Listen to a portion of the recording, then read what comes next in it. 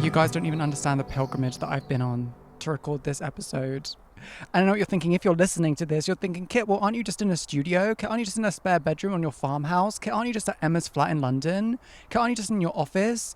Bitch, I'm currently in my neighbour's garden swinging on a tire swing on their tree. You, as an audio listener, don't get something that the visual listeners get, and that is just like constant, I mean, I would say vibes. It is currently like 7:30 at night, so the sun's setting, there's sweat on my forehead, I definitely have sweat patches underneath my armpits, but there's just something so Ethel Kane, Lana Del Rey core about this. Like, you know, I am swinging in the backyard, and are you pulling up in your fast car?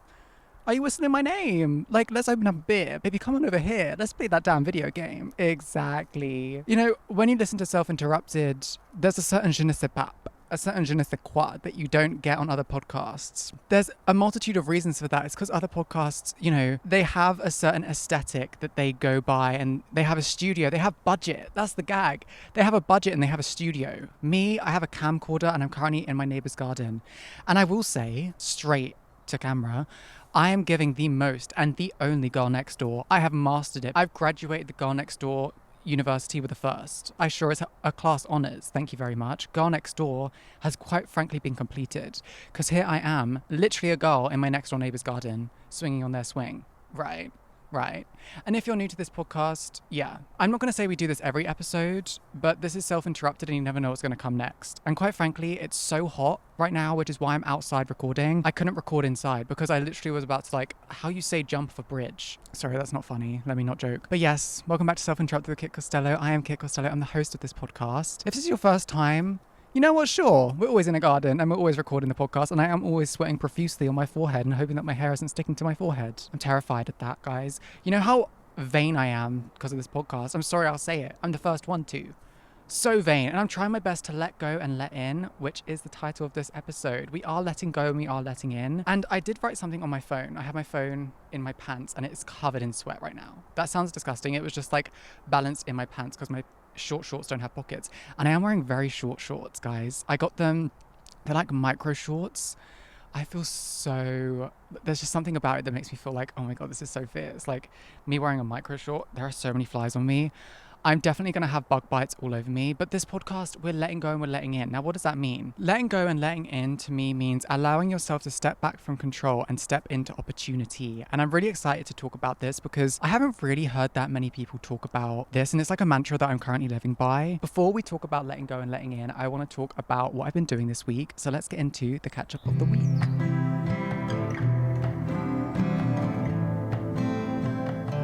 I know I was just bragging about wearing short shorts. It was the worst idea that I could have had. Do you know how many flies are on my legs right now? They are just living off of me like I'm a raw piece of meat, bitch, and they are just eating me. If I wasn't moving, I'd probably be eaten alive right now by flies. Isn't that a disgusting thought to have? Anyway, let's get into the catch up of the week. Yeah, there's a lot to catch up on. So I am wearing little, guys, thank you so much for saying it. You're so sweet. Okay, I love your top.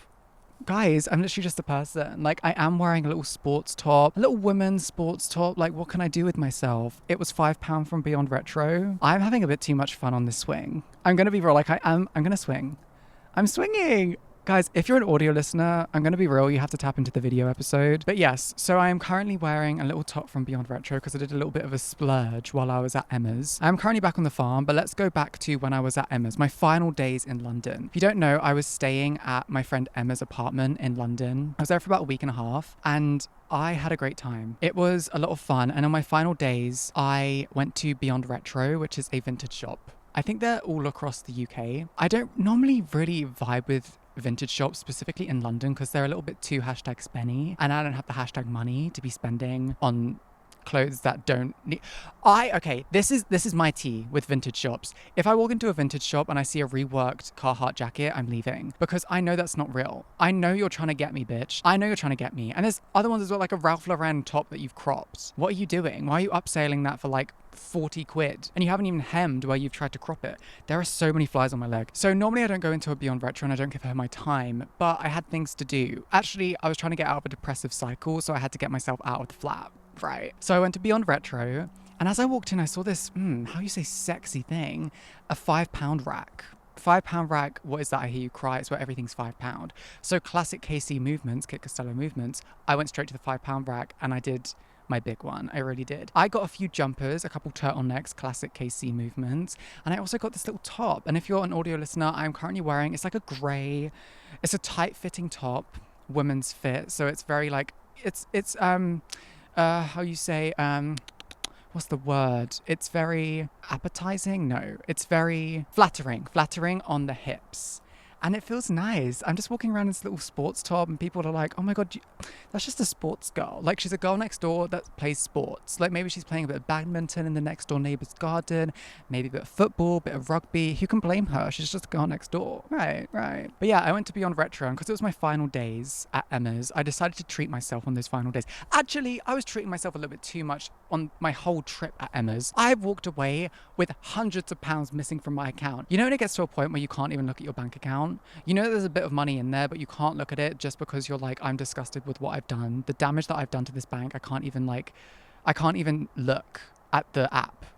Right. So I treated myself. I went to the cafe every day. Classic KC movements once again. Like, I am a local at that cafe and it only felt right.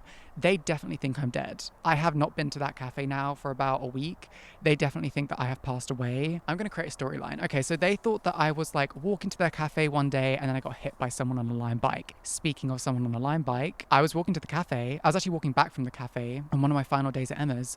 And as I'm walking, picture it, I have my headphones on, very #Addison very coded. And I'm walking, I'm actually listening to Best by Gracie Abrams, one of the most depressing songs on the face of the planet. So I'm in like a depressing spiral at this point. I'm walking back to the flat. I have cheese coleslaw in my bag. It's serious. And then I see a guy on a Lime bike and he's cycling in the opposite direction to where I'm walking. And we kind of lock eyes a little bit, but it's not flirty vibes. It's just like, you know, when you just look up and then there's someone looking at you. We lock eyes. I think nothing of it. I continue my walk. My depressive walk. People are on hot girl walks nowadays. I'm on my depressive walk, right? About a minute later, I sense a dark presence next to me. That dark presence, a man. He's like leaning forward and looking at me and like signaling for me to take my headphones off. And I was like, oh my God, girl, not right now. I'm literally getting to the good part of Best. Like, we're getting to the bridge. How dare you ruin this spiritual moment for me? You know when you're getting, oh my God, it actually pisses me off so much. You know when you're getting to like a good part of a song, the part that you've been looking forward to, say it's like a bridge, like the Good Luck Babe bridge. You're getting to that part and you're immersed in your headphones. And then all of a sudden someone just starts speaking. And then you take off your headphones and they're like, oh, it doesn't matter. I know you're listening to music. It doesn't matter. Bitch, it better be the most important thing you've ever said in your damn life because now I've taken off my headphones and I want to know what you said. So I'm getting to the bridge of Best and then this man is like, hey, take off your headphones. And I'm like, oh, for God's sake, take off my headphones. And he's like, hey. I was like, hi. Didn't recognize him. So I was like, hi. And he said, oh, I was cycling that way and you were walking this way. And I was like, oh my God, that's so cool. I'm kidding. I was like, oh my God, okay. Cool. I am very standoffish when it comes to like interactions with people. I don't think I'm a bitch. I think I'm just a little bit like concerned. You know, if someone's speaking to me in London, I'm like, oh, what do you want? You know, especially if it's a man. I'm like, are you going to rob me? Are you going to punch me in the face? What's happening? So he's like, oh, I was cycling that way and you were walking this way. And I was like, oh, okay, cool. And he's like, yeah, I just thought you were really cute. Ooh. Wait a minute. My demeanor changes a little bit. And did I have a crush on this guy? Absolutely not. But was it sweet of him to even just like say, hey, I quite like you? Yeah. I look at him and I'm like, oh, that's so sweet. Thank you so much. And he goes, yeah, I was just wondering if I could like ask you out for a drink. And I was like, oh, I actually have a boyfriend. And then he goes, oh, are you sure? And I said, does it look like I can't have a boyfriend, bitch? I didn't say that. I just said, does it look like I can't have a boyfriend? And he said, no. But I just think people say that to make people go away. And I was like, well, if I was saying that to make you go away, you have to respect it. Then I was like, oh yeah, no, I do. I definitely do. And he was like, oh, okay. Can I get your socials to stay in touch? And I was like, why would you need to stay in touch with me? And then he was like, oh, you know, just like keep in touch with you. And I was like, oh, no, that's absolutely fine. I'm sounding like I'm actually a bit more of a bitch. I wasn't that much of a bitch in real life. I was just like, no, I'm really not interested. But he was very persistent and that kind of pisses me off. I think it's actually hotter. And to be quite frank, I would probably romanticize him more if I was like, no. And then I walked away and he just left it. I would have been like, damn, like maybe I could have said yes. Like maybe we could have been on a date. But because he was like so persistent with it, I was like, ugh, this creep, like leave me alone. So then he was like, oh, what's your name? And for some godforsaken reason, I said my name. I could have just said anything, but I was like, oh, my name's Kit. And then he goes, Kent.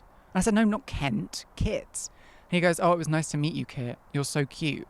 And what pissed me off, actually, I'm sorry, this is another thing that pisses me off about some guys sometimes. You know when a guy like tells you you're cute and it's as if it's the first time someone's ever called you cute. They're like, I don't know if you know this. I don't know if anyone's ever told you this, because I can guarantee you they probably haven't, but I think you're really cute. And I was like, oh my God, thank you so much. And he said, no, I just think you're so cute. And I was like, thanks, I believed you the first time, bitch. It's not that unbelievable to find me cute. Anyway.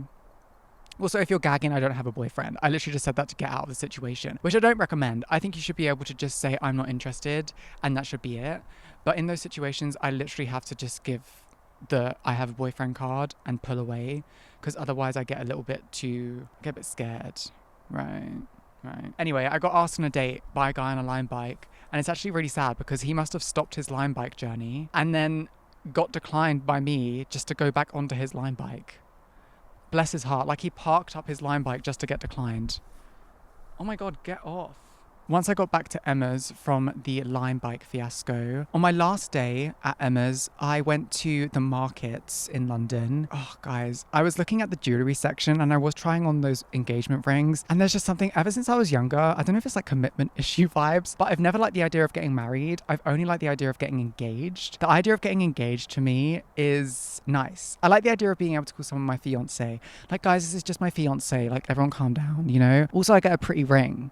You know? And I was trying on the little dainty rings and I took a photo and I put it on my close friends and I was like, guys, I have some news, and no one believed me, which, a little bit rude. Whatever happened to yes and, you know, Ariana Grande, yes and improv. The rule of improv, just yes and the situation. If I say I'm engaged, you have to say to who, you know, rather than no, you're not. Came back from Emma's and I came back to the farm, back to the home, like the mothership, some may say. And I'm going to be real, I was a little bit nervous to come back to the farm because I thought that I talked about it in the last episode or the episode before that.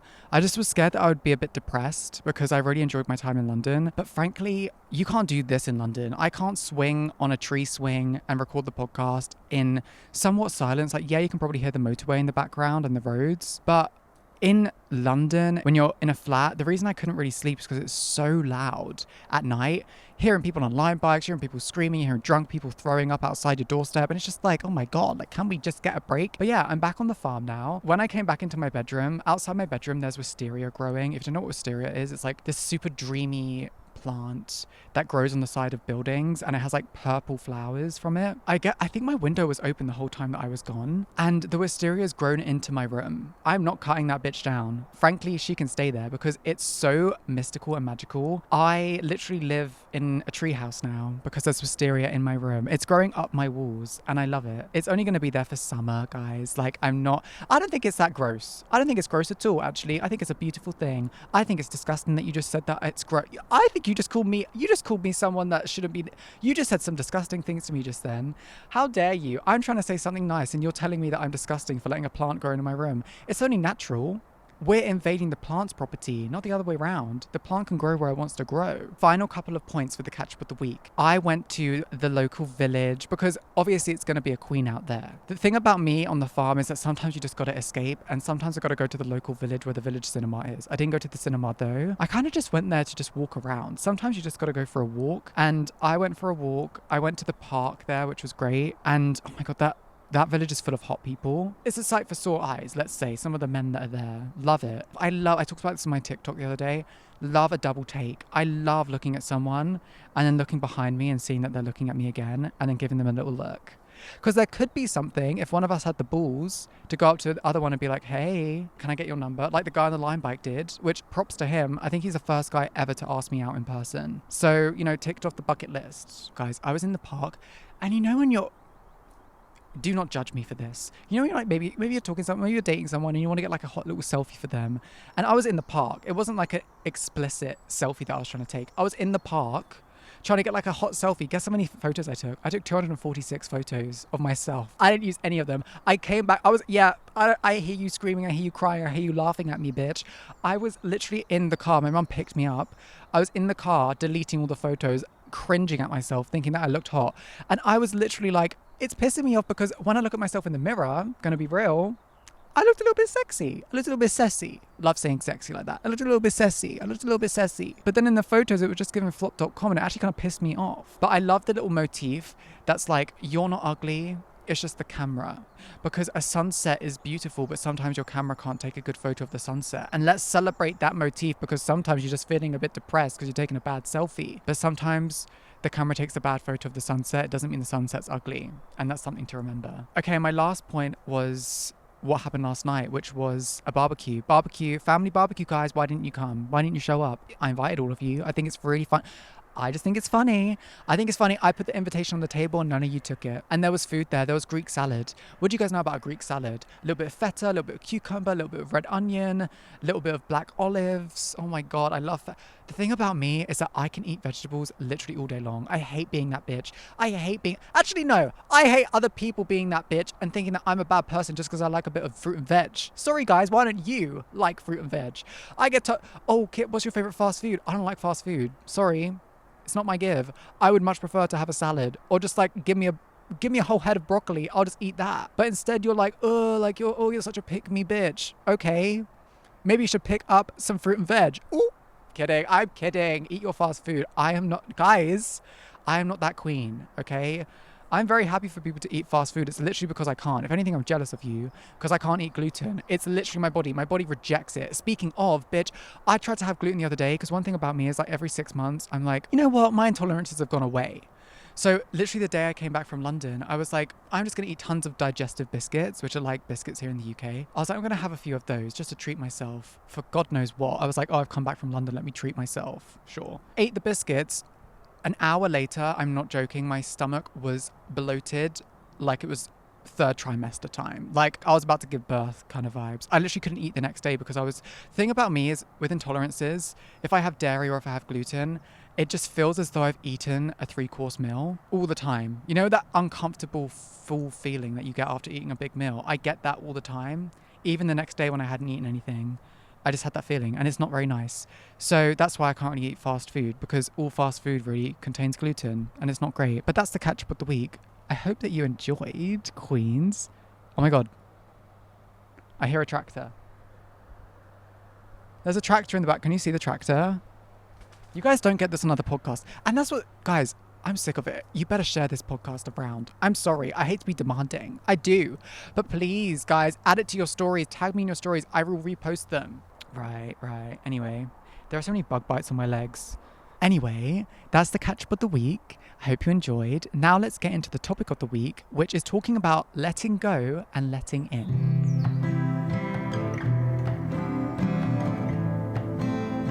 You know what's really sad? I have my phone on my lap right now to look at the notes for the podcast episode, and I was like, oh, it's lucky my phone's on Do Not Disturb, because otherwise I would have got so many notifications from people, from my friends, from my family, from my loved ones, saying how much they love me, how much they miss me, how much they want to talk to me.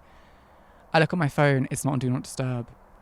It's not on Do Not Disturb, and I also have no messages. I have no notifications, and that's just gorgeous. It's really nice when that happens. It's just a nice little reminder that, like, maybe you don't mean that much to people, you know? Anyway, the topic, letting go and letting in.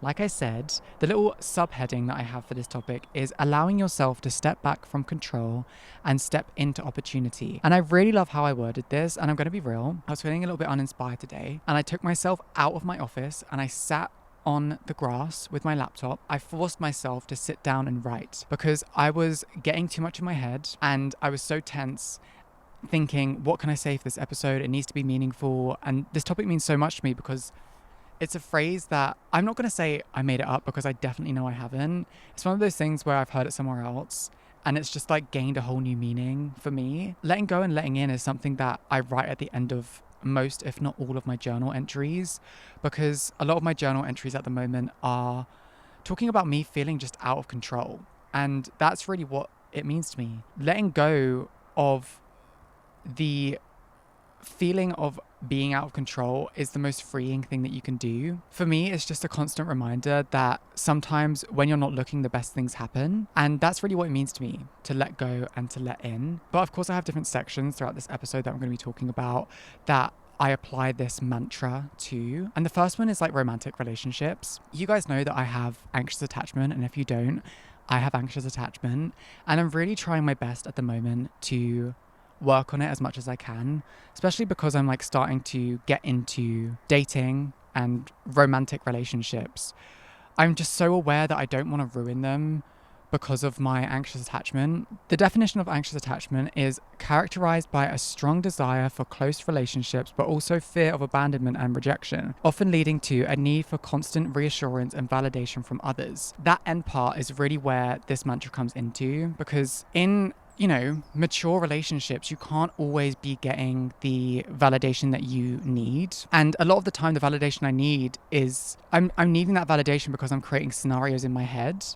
And I create those scenarios because I don't let go of maybe things that people have said, things people haven't said. Like if someone hasn't replied to my message, I'm learning to let go of that now because it actually doesn't mean as much as I think it does. With anxious attachment, sometimes you just spiral about those things. If someone said something or if someone said nothing, you just kind of like sit on your phone and you wait for someone to reply. And it sucks. I hate it. It's like something I just don't like about myself, And when you have an attachment style, whether it's anxious attachment, avoidant attachment, disorganized attachment, it's this frustrating thing because you almost have like two versions of yourself. It's like the very conscious, rational version of yourself that knows that the other person isn't going away. There's also the anxious attachment version of yourself that's telling you that they are going away and this is the reason as to why they're doing that. When you're in one of those like spiraling modes, especially when it's someone you actually care about, you spiral and spiral and spiral and constantly think about them, especially if you don't have much to do, which at the moment I haven't had much to do, not getting much modeling work, and it just feels a little bit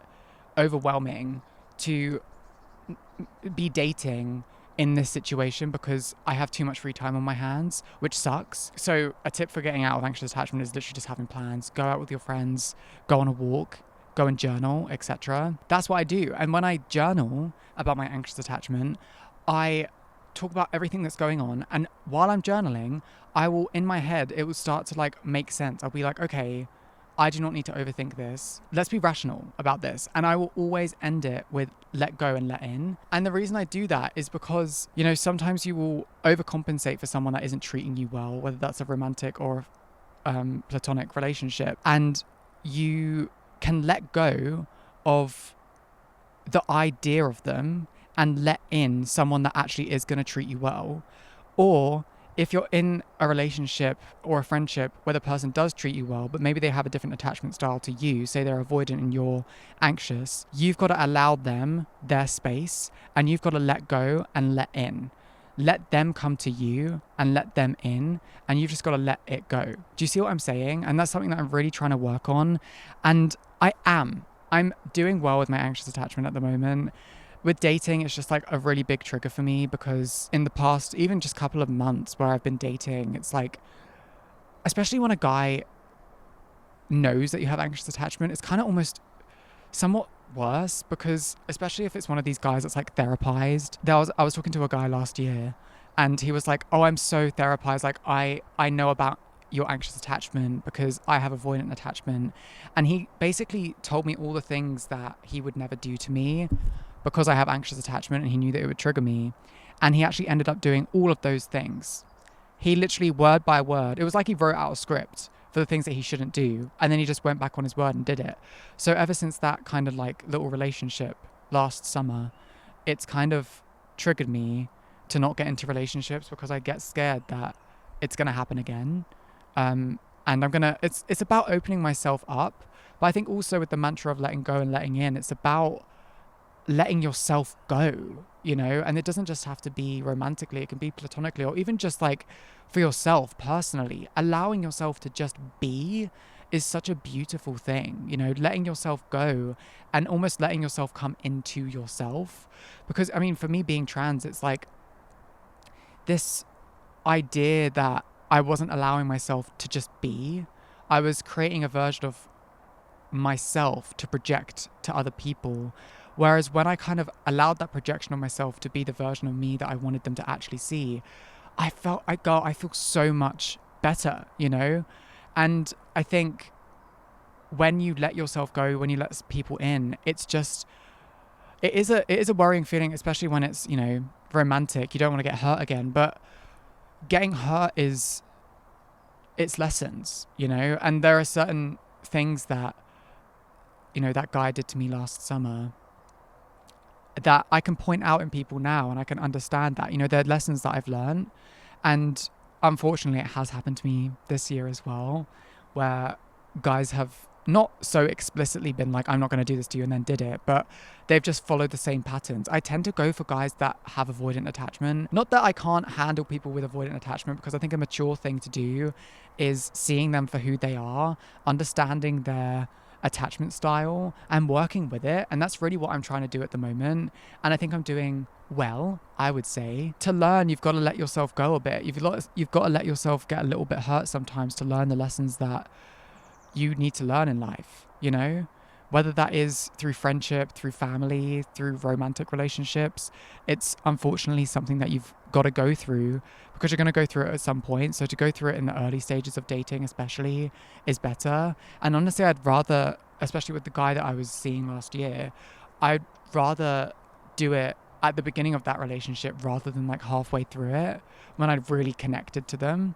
And with anxious attachment, you attach so much to your partner that it would have been so much harder for me to let them go. But because it was the start of the relationship, it was so easy for me to just kind of block and move on. Something to also remember is that you just can't control someone. You know, I remember seeing a clip of someone on a podcast saying about when you're in a relationship and you're scared that someone's going to cheat on you, you're scared someone's going to leave you. They will if they will. You can't do anything about that. If someone's going to cheat on you, if someone's going to leave you, if someone's going to stop speaking to you, if you're in the early stages of a relationship, they're going to do it. What are you going to do? But you can't do anything about that. You've got to let the idea that you have any control over anyone in your life, platonic, romantic, family, you've got to let the idea that you have any control of them, let it go out the window, because you don't. It's almost like when kids grow up and, you know, parents are really strict, that kid is just going to rebel. If you're like really kind of unbearable with a romantic partner or a friend that you're trying to make, it's like maybe that friend isn't going to really want to be around you because you're being so overbearing. And I'm not saying that this is for everyone. Maybe someone would quite like that. But what I'm trying to learn now is that I have noticed patterns when I'm forming relationships, whether that's platonic or romantic, where I am slightly overbearing. And it's only because I want to get to know the person and I want to be with them, and I kind of do attach to them a bit, and I'm learning to let that go.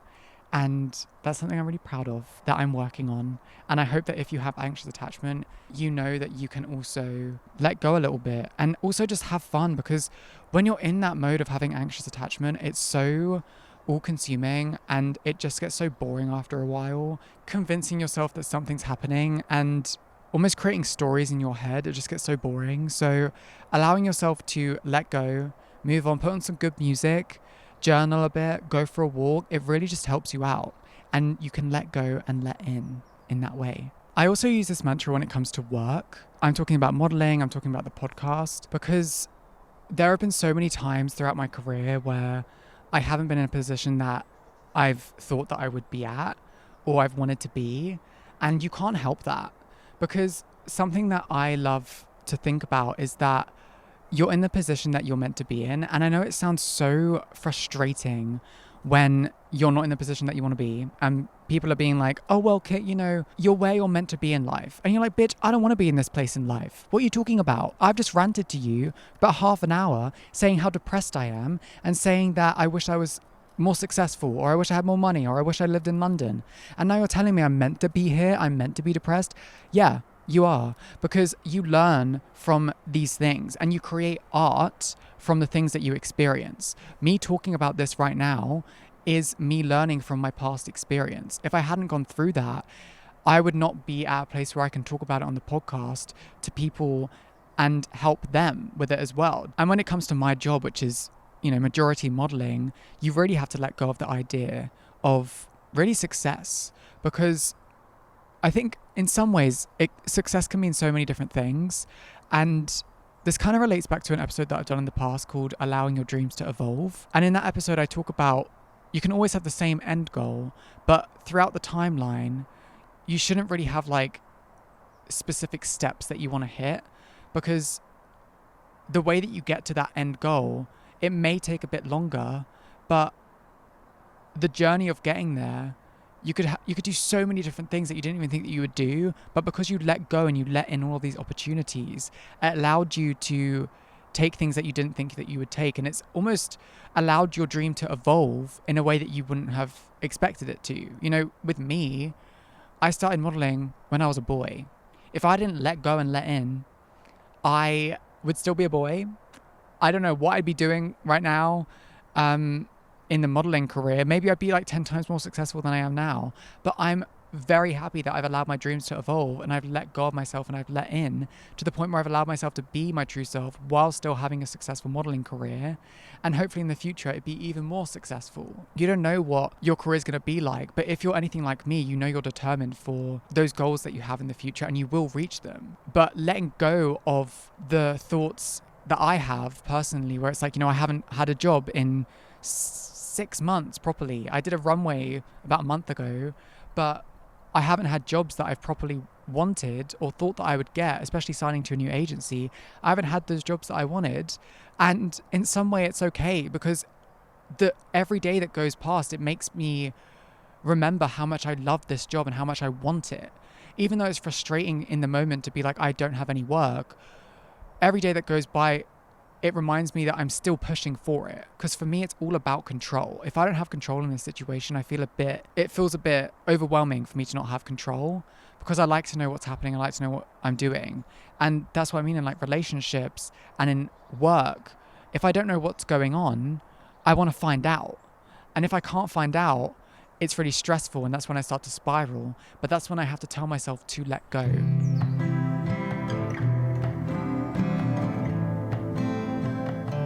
Okay, now it's time to talk about woo-woo manifestation. And by that I mean, we need to talk about your energy. I know if you're not into manifestation, if you're not into energy, you may think that this is silly. And you know what? At some points, I thought it was silly as well. Manifestation to me, when I was younger, I thought it was very witchy and spells and stuff like that. But as I've grown older, I've just realized that manifestation is literally believing that no matter what, you're going to succeed. And you're allowing that energy and those opportunities to come to you. If you have the idea that you're going to achieve something, you're more likely to achieve that thing than thinking, oh, I'm not going to get this. I could never get this. There's no way that this is meant for me. But if you're thinking, oh, I can get this. It may take me a while to get there, but I can get it.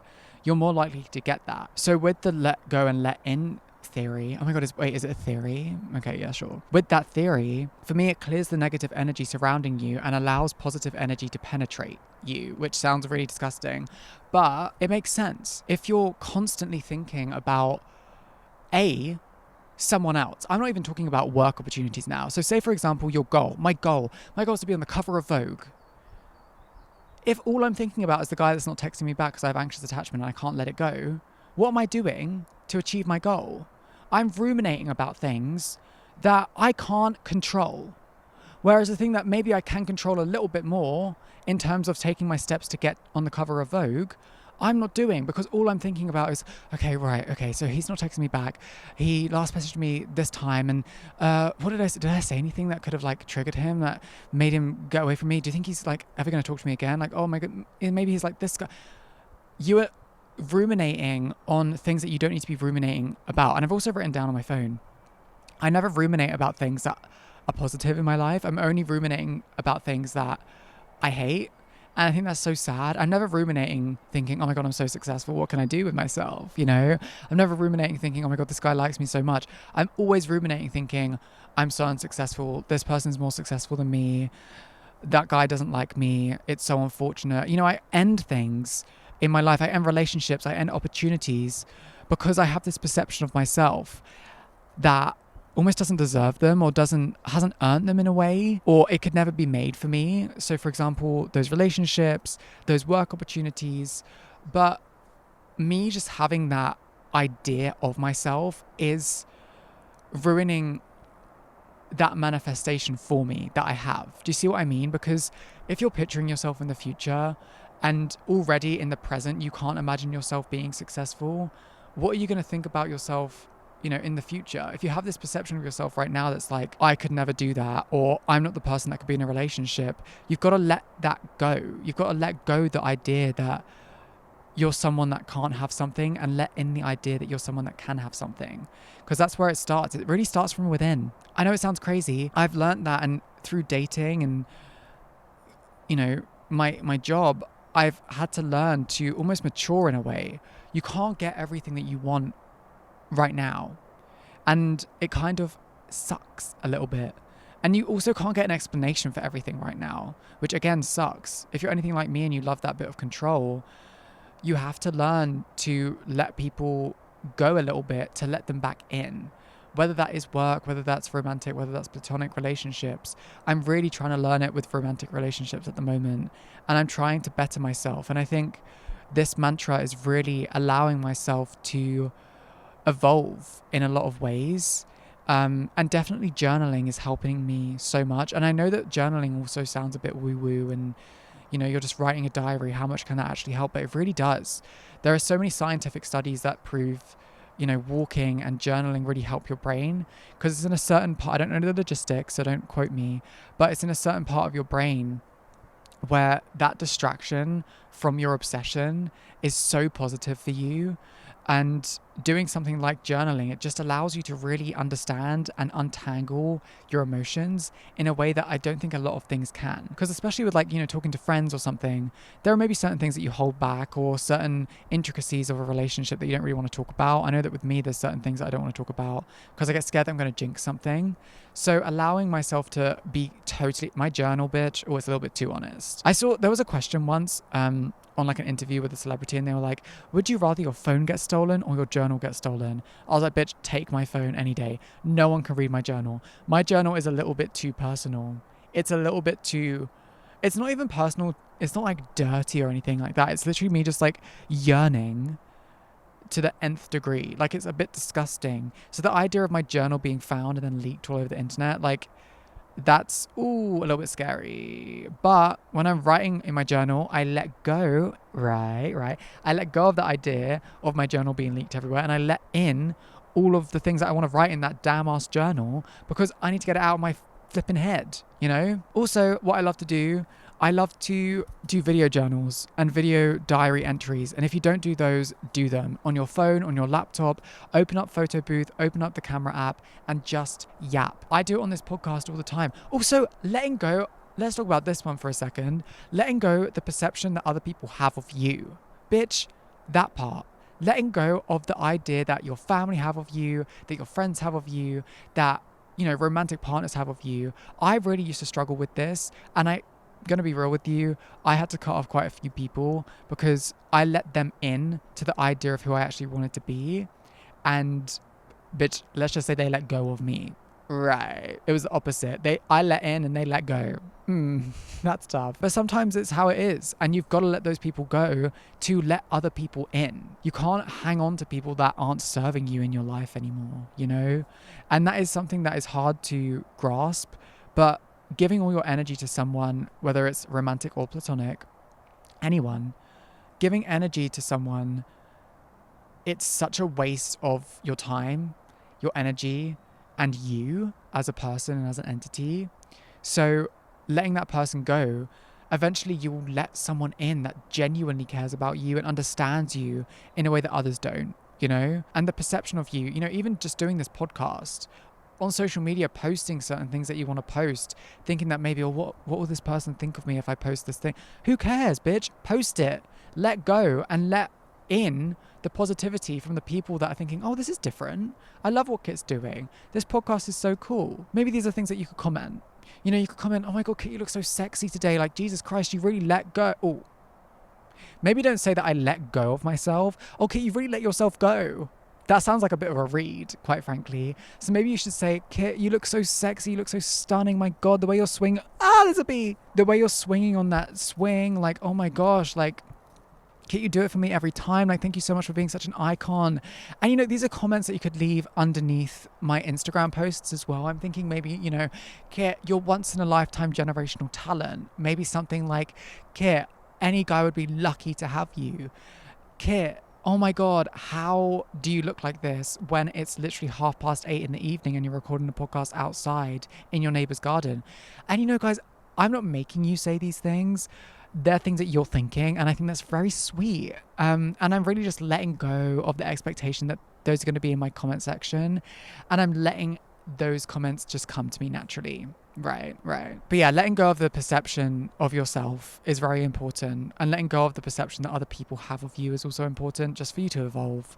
The whole mantra and this whole theory is just the idea of allowing yourself to evolve in the most natural way. Because I think sometimes it's hard to let go of a version of yourself because you're so, maybe you're not ready to move on from the version of yourself that has those friends or has that relationship. But sometimes you've got to let go to let in the new version of yourself that's better, that's even cooler, that's more evolved and more matured. And sometimes it can be difficult, it can be uncomfortable, but oh God, this is so cringe, but that's life. Life is uncomfortable sometimes. But those are things that I'm really trying to work on.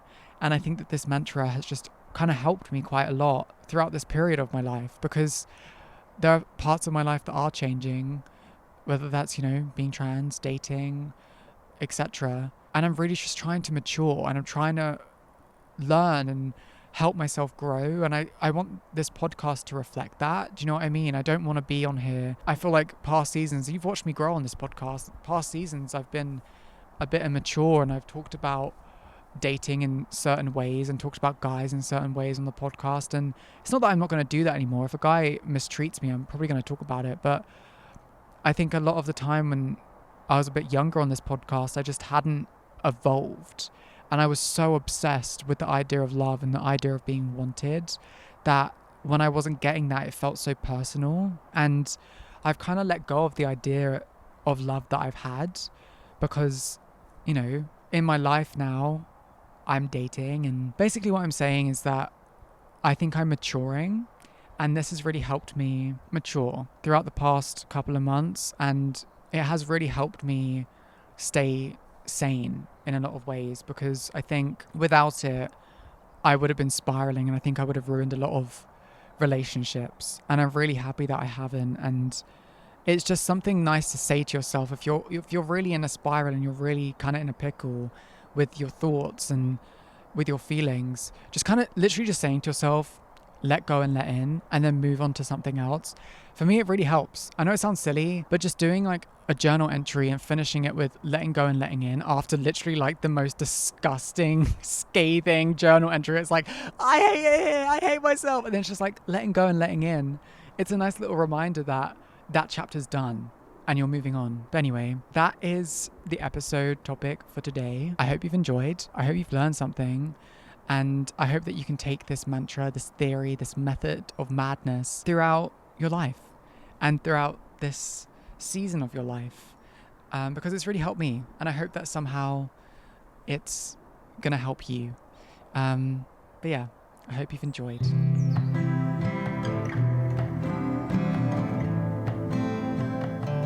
Guys, I'm swinging so much on the swing right now. I hope you've enjoyed this episode of Self-Interrupted with Kit Costello. Before you go, of course, I have the vinyl of the week and the recommendation of the week. The vinyl of the week this week is going to be Dodie, Build a Problem. I love this album so much. I think it's such a beautiful debut from Dodie. I love the harmonies, and I love Dodie.